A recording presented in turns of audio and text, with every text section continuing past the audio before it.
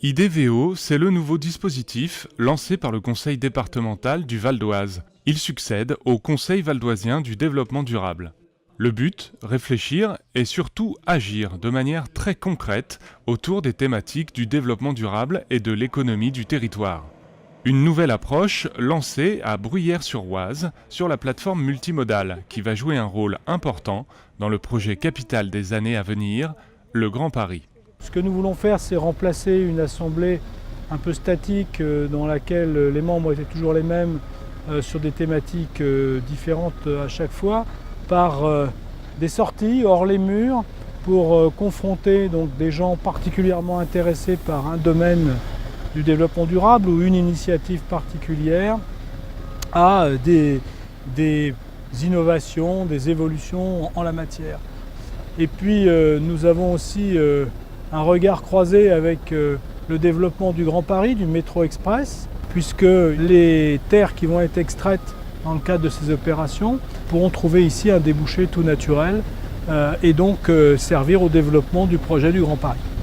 Les élus du conseil départemental du Val d'Oise sont allés visiter 2 entreprises du département spécialisées dans la dépollution.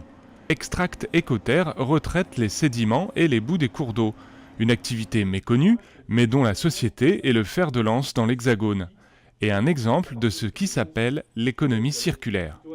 À l'origine, le matériau était pollué. Nous retirons 80% de sable, de gravier, de sous-produits valorisables qui rentreront à nouveau dans une chaîne de fabrication, par exemple, de matériaux routiers. Ce qui correspond bien, je dirais, à la logique du développement durable. Le Grand Paris, dans le cadre de ses projets, demande 70% de valorisation des matériaux. Nous sommes pleinement inscrits dans cette démarche par rapport aux produits que l'on propose. Bénéficier du Grand Paris, c'est aussi l'objectif de la société Biogénie. L'entreprise retraite et valorise les terres de chantier. Et le Grand Paris devrait en générer plusieurs millions de tonnes. Alors Biogénie fait du traitement de sols pollués, principalement impactés en hydrocarbures. C'est un traitement biologique, donc juste on aide le développement des bactéries déjà présentes naturellement dans les sols. C'est très important que tout le monde soit au courant de ce qui se passe et de ce qui est fait pour l'environnement. Enfin, c'est quand même un sujet qui est d'actualité et qui sensibilise énormément de personnes. Un enjeu de communication, mais surtout un enjeu industriel et environnemental. C'est bien pour réunir ces différentes composantes qu'a été conçu IDVO. On a les entreprises, on a le savoir-faire sur le territoire, on a les marchés publics pour faire travailler ces entreprises, créer de l'emploi, créer de la valeur. Et donc l'idée d'IDVO, c'est d'aller sur le terrain, se rendre compte, parce qu'on parle mieux de ce qu'on voit, avec bien les professionnels. Donc là, nous sommes reçus par les entreprises qui nous expliquent leur métier, leurs difficultés, leurs atouts.